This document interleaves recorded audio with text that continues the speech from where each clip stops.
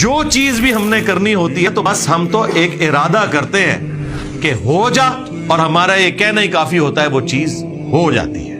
یہ اللہ تعالیٰ نے ابھی اسپیسیفکلی ذکر کیا ہے جو قیامت کے دن مردوں کو اٹھایا جائے گا اس کے حوالے سے، کہ ہمارے لیے کوئی مسئلہ نہیں ہے، یوں اٹھا لیں گے۔ مجھے بتائیں اس زمانے میں لوگ کیسے کانسیپٹ رکھتے ہوں گے کہ اللہ تعالیٰ ہمارے قیامت کے دن تمہارا نام اعمال تمہارے سامنے رکھیں گے اور کہیں گے پڑھ، آج اپنا حساب کرنے کو تو خود ہی کافی ہے۔ انسان سوچتے ہوں گے کہ پوری زندگی کا حساب، کہ فلاں دن میں نے کیا کیا، فلاں منٹ میں نے کیا کیا۔ آج سرکار یہ دیکھ لیں، اتنی سی چپ میں آپ جتنا مرضی ڈیٹا ڈال لیں۔ ایمان بالغیب، ایمان بالشہادہ بن چکا ہے۔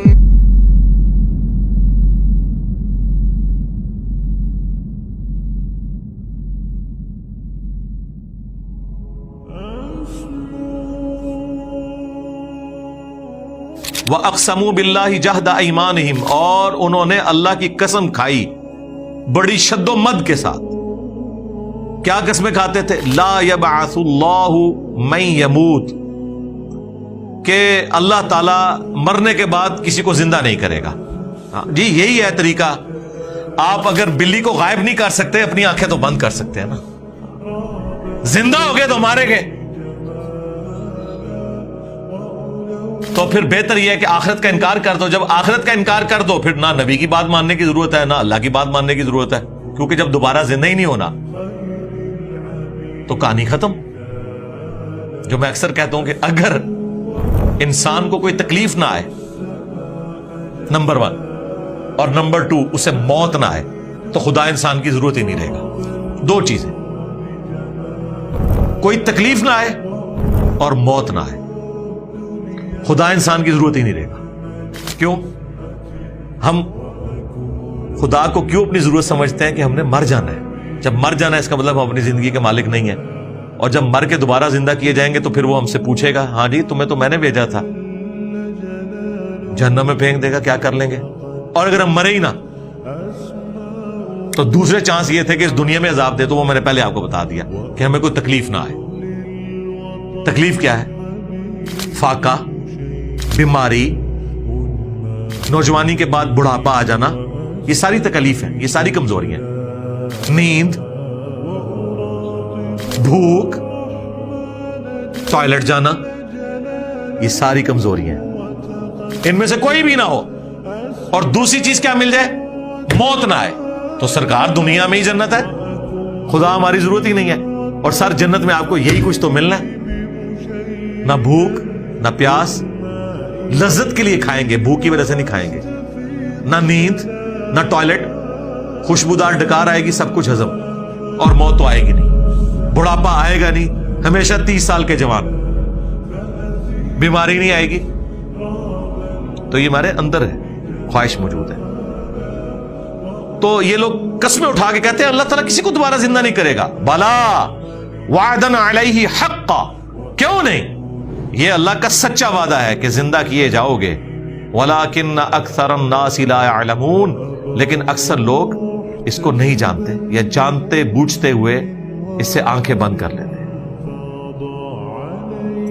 لِيُبَيِّنَ لَهُمُ الَّذِي يَخْتَلِفُونَ فِيهِ، اور یہ قیامت کے دن اللہ نے اس لیے تمہیں دوبارہ سے اٹھانا ہے تاکہ وہ تمہارے لیے کھول کے ہر چیز بیان کر دے جو تم دنیا میں اختلاف کیا کرتے تھے۔ وَلِيَعْلَمَ الَّذِينَ كَفَرُوا أَنَّهُمْ كَانُوا كَاذِبِينَ، اور تاکہ کافروں کو بھی پتہ چل جائے کہ دنیا میں ان کا دعویٰ جھوٹا تھا۔ یہ ہو کر رہنا ہے۔ اور یہاں پہ بھی اکثر لوگ آپ کو یہ فی البدی جملہ بولتے ہوئے سنائی دیں گے، اور یہ آگے جا کے پتہ لگ جائے گا کون ٹھیک ہے۔ توبہ توبہ توبہ، آگے جا کے پتہ نہیں لگے گا، لگ پتہ جائے گا۔ ہاں، آگے جا کے اگر کسی قادیانی کو یہ پتا چلا کہ غلام احمد قادیانی دجال نے جھوٹا دعوی نبوت کیا تھا، تو کیا اسے آخرت میں اس چیز کا پتا چلنا کوئی فائدہ دے گا؟ کسی کرسچن کو یہ پتا چلا کہ جیزس کرائسٹ تو اللہ کے بندے تھے، وہ خدا نہیں تھے، نہ خدا کے بیٹے تھے، تو یا اللہ جی ایک دفعہ دنیا میں دوبارہ بھیج دو، اب میں موحد ہو کے آؤں گا؟ نہیں،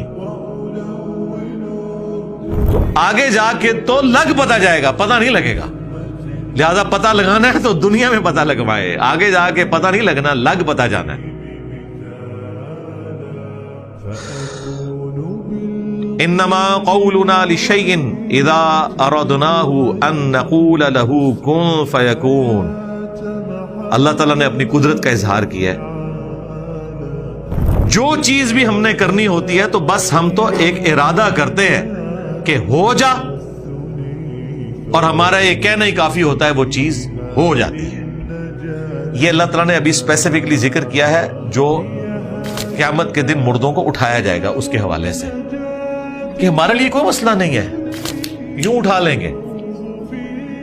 پھر اللہ تعالیٰ نے قرآن میں یہ بھی فرمایا ہے کہ جب تم کوئی شے نہیں تھے ہم نے اس وقت بھی تمہیں پیدا کیا, تو کیا دوبارہ نہیں پیدا کر سکتے؟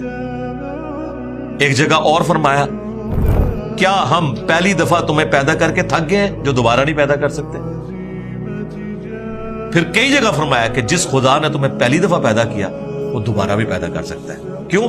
پہلی دفعہ کوئی کام کرنا مشکل ہوتا ہے, دوبارہ کرنا مشکل نہیں ہوتا, اس کام کو ریپیٹ کرنا.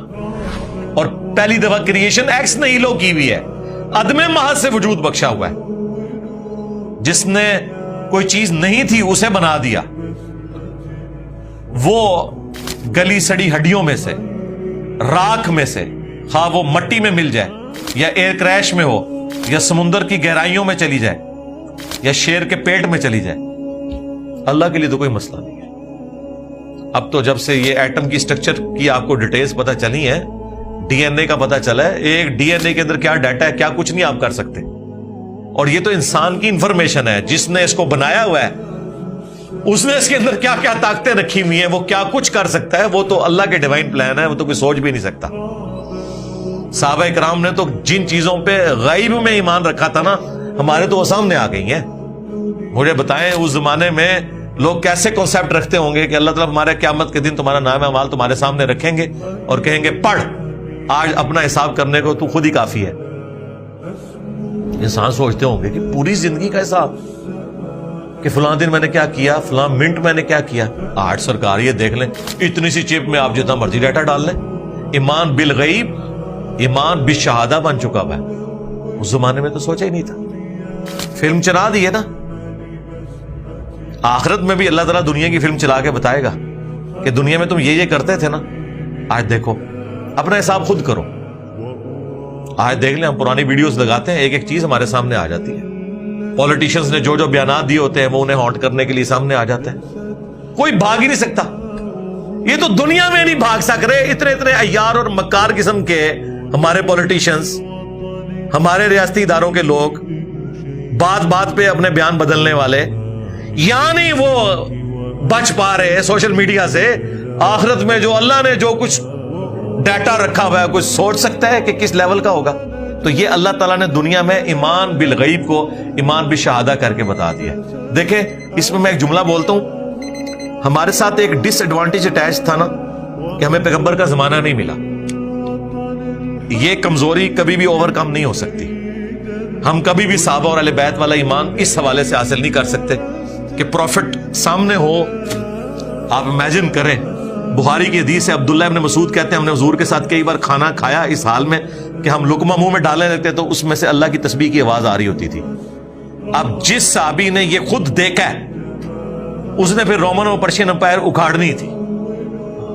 اس نے تو دنیا میں خدا کو دیکھ لیا نا قدرتوں سے. یہاں جب 1500 صلح حدیبیہ کے صحابہ بخاری مسلم میں آئے کہ دیکھ رہے ہیں کہ حضور جو ہیں وہ ایک پیالے میں انگلیاں رکھ رہے ہیں اور 1500 صحابہ اس میں سے پانی پی رہے ہیں, پانی کے چشمے جاری ہو گئے ہیں, ساروں نے اپنے جانوروں کو پلایا, پورے پورے مشکیزیں بھر لیے, اینڈ پہ حضور نے ہاتھ نکالا, پیالہ اتنے کا اتنا ہی ہے. اب مجھے بتائیں جن لوگوں نے یہ منظر دیکھے ہوئے انہوں نے تو مسلط ہی ہو جانا تھا سب کے اوپر. کون ان کا مقابلہ کر سکتا تھا؟ اس کی کمپنسیشن اس دنیا میں پیغمبر کے جانے کے بعد کبھی بھی ممکن نہیں ہے.